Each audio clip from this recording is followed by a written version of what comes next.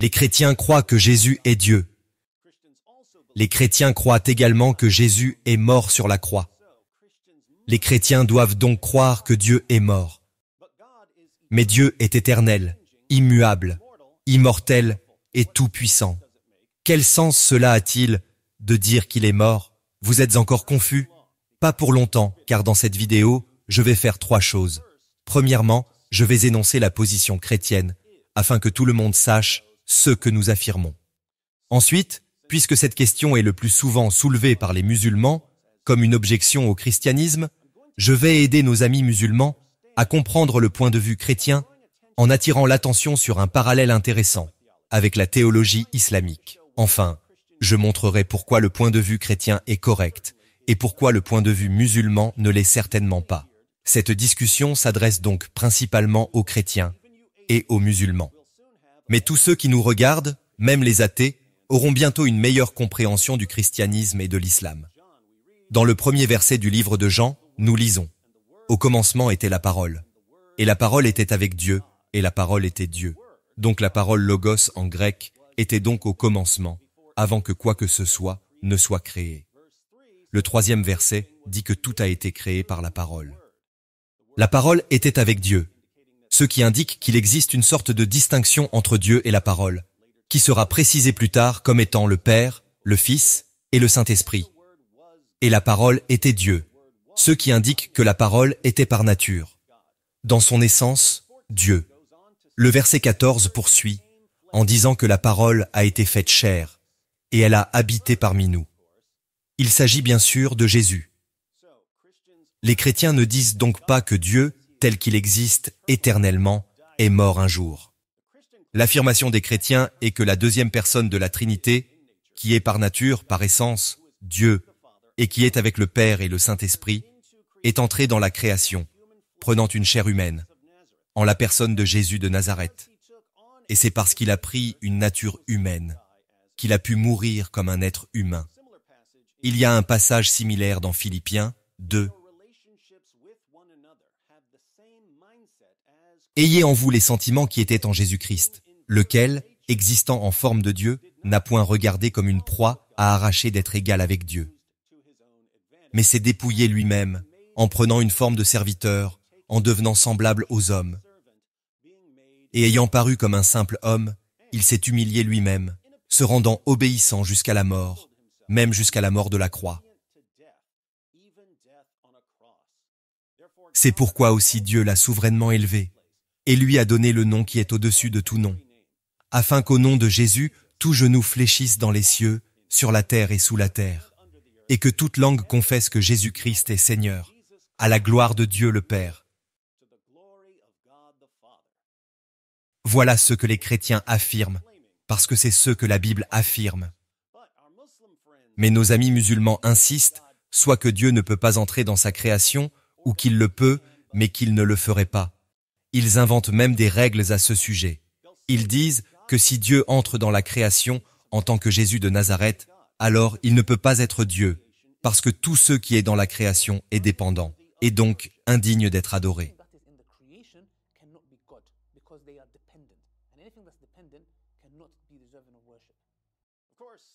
Bien sûr, il y a des hadiths qui disent qu'Allah descend des lieux très hauts vers les cieux inférieurs. Les cieux inférieurs, c'est ceux que l'on voit quand on regarde le ciel. C'est donc notre monde. Si Allah descend dans notre monde, alors il entre définitivement dans la création, en supposant qu'il n'en sorte jamais. Par exemple, Jami at-Tirmidhi, 446. Le messager d'Allah a dit « Allah, béni et exalté soit-il, descend au ciel de la terre chaque nuit, lorsque le premier tiers de la nuit est passé. Il dit « Je suis le souverain. Y a-t-il quelqu'un qui m'invoque pour que je puisse lui répondre?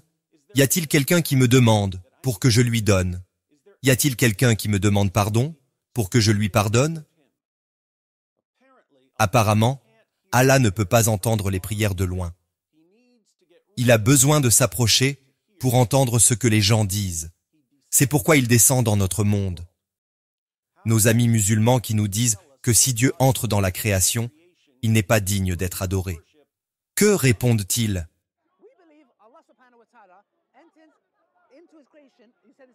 the lowest part of heaven, the way it befits His Majesty. How that happens, how it happens, I have no idea how it happens.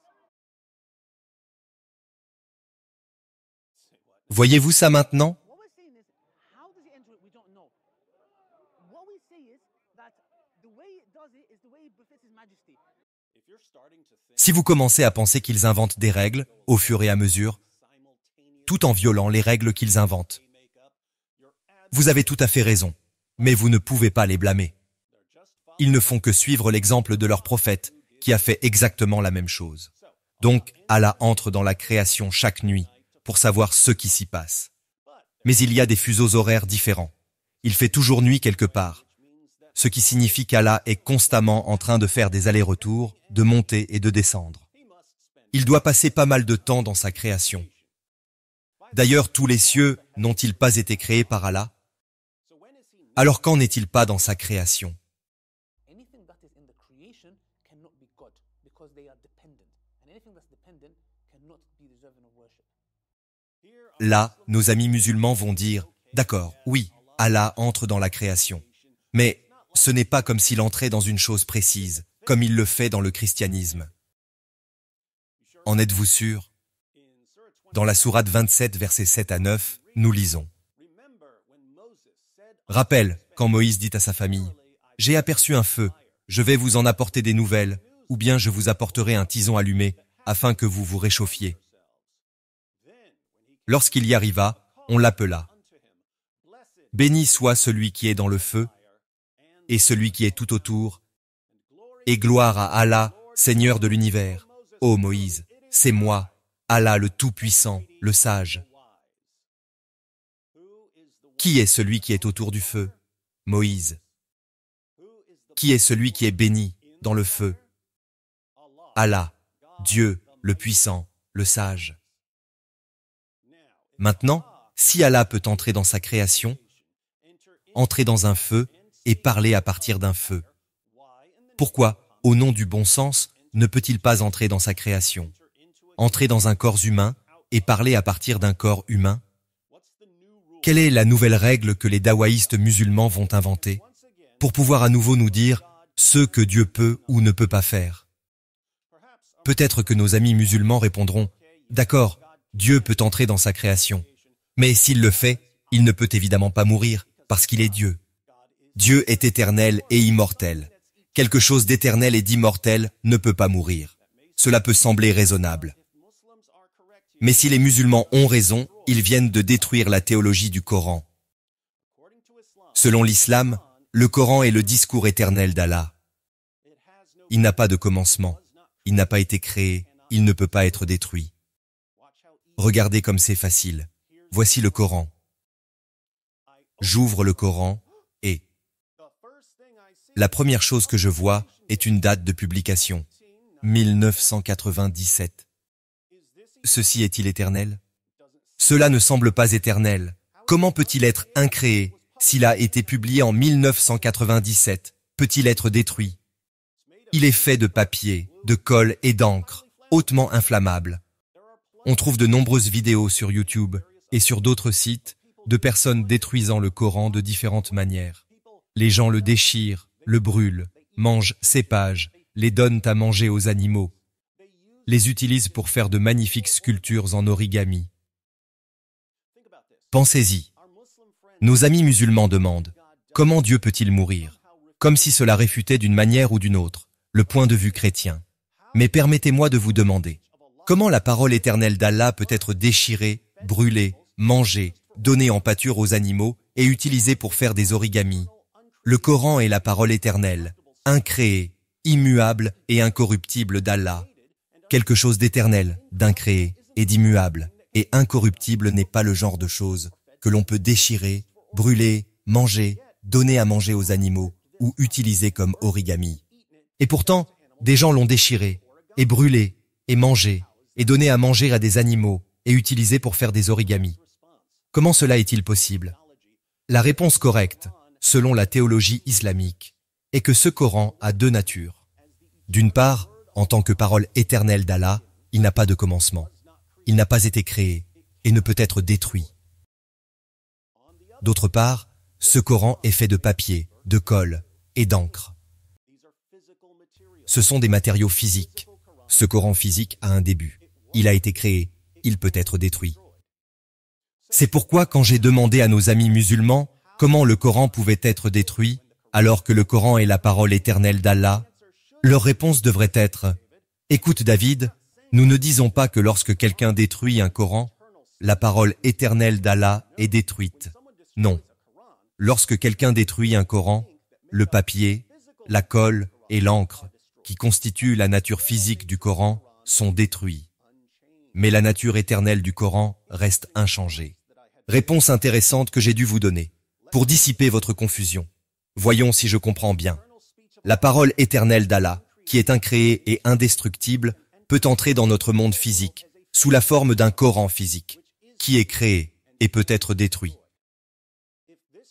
Si ce Coran est détruit, les musulmans ne diront pas que la parole éternelle d'Allah est détruite. Ils diront simplement que le Coran a deux natures, une nature éternelle et une nature physique, et que c'est la nature physique qui peut être détruite en le déchirant, en le brûlant, etc. Merveilleux! Je suis heureux que nous comprenions enfin la double nature du Coran. Mais maintenant je suis à nouveau confus, car selon l'islam, quelque chose d'éternel et d'indestructible peut en effet revêtir une nature physique qui n'est pas éternelle et qui peut être détruite. Or, nos amis musulmans nous disent qu'il est impossible que quelque chose d'éternel et d'indestructible puisse prendre une nature physique qui ne soit pas éternelle et qui puisse être détruite. Sont-ils encore en train d'inventer des règles au fur et à mesure qu'ils avancent, sans prendre la peine d'examiner comment ces règles inventées démolissent leur propre théologie? Les chrétiens affirment que le Fils divin, la parole éternelle de Dieu, s'est fait chair et a habité parmi nous, qu'il est entré dans la création en tant que Jésus de Nazareth, et parce qu'il a revêtu la chair humaine qui fut créée et périssable, il a été capable de mourir, alors qu'il ne pouvait pas mourir s'il n'avait pas revêtu la chair humaine. Quelle règle rend la théologie chrétienne absurde ici, qui ne rendrait pas également la théologie islamique absurde?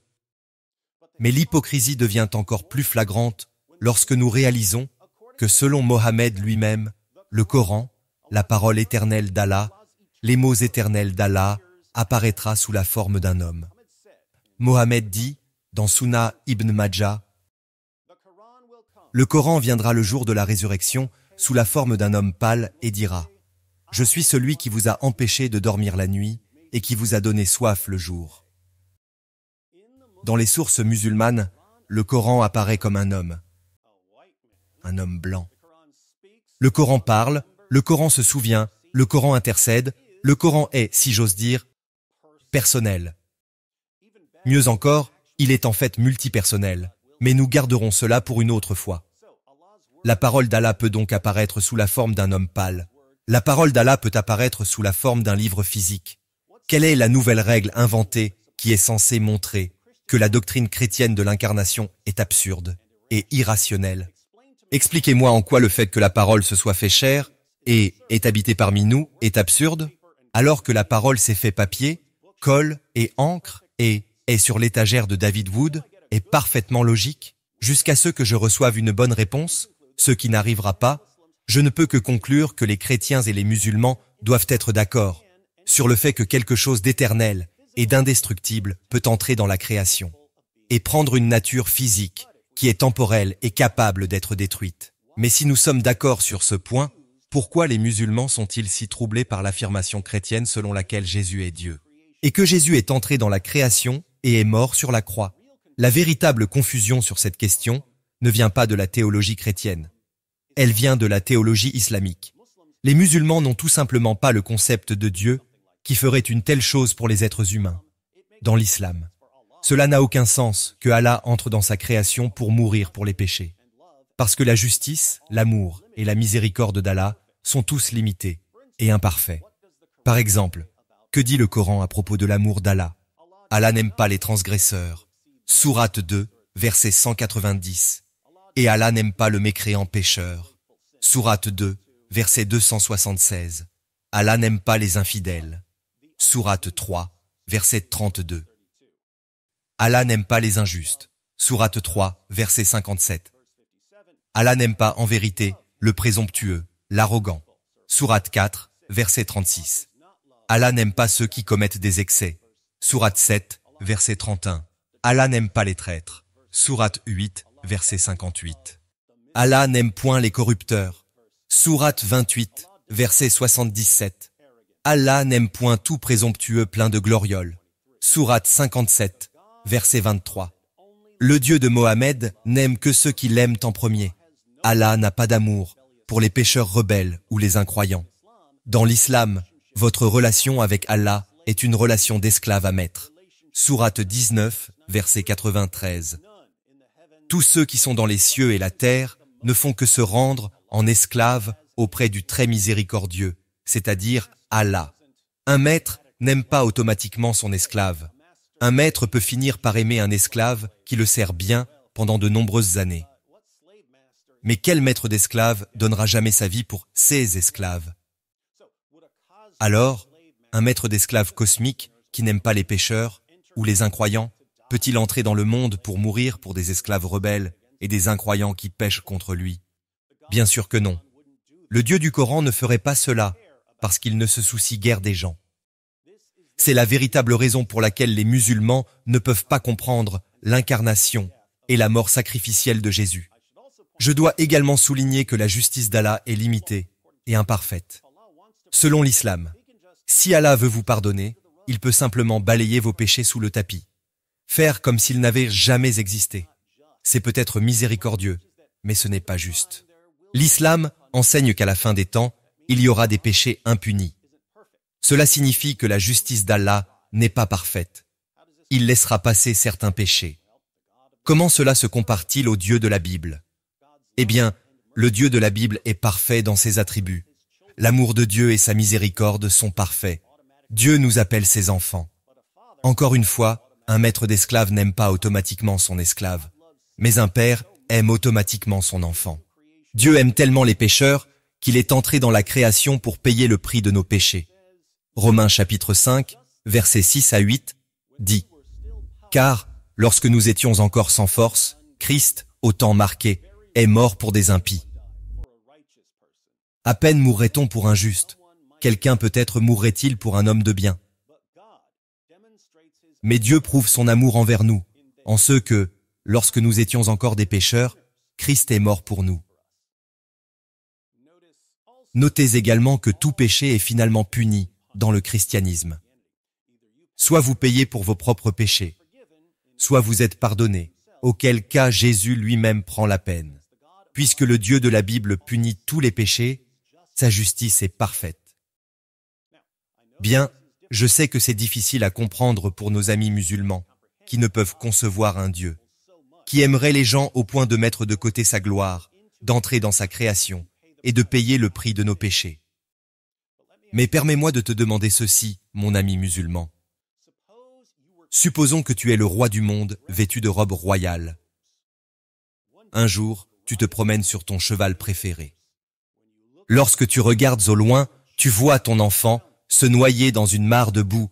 Regarderas-tu ton enfant en train de se noyer et diras-tu « J'aimerais pouvoir aider, mais je suis trop glorieux et majestueux pour faire cela ». Ou bien jetteras-tu tes vêtements de côté et plongeras-tu dans la boue pour sauver l'enfant que tu aimes? Cela t'importe-t-il d'être le roi du monde? Non. Tout, ce qui compte, c'est ton enfant.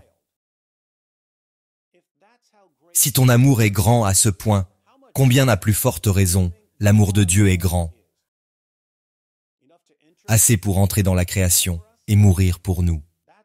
C'est le Dieu que Jésus proclame et que vous rejetez, parce que vous préférez le maître d'esclaves cosmiques qui ne se soucie guère de vous.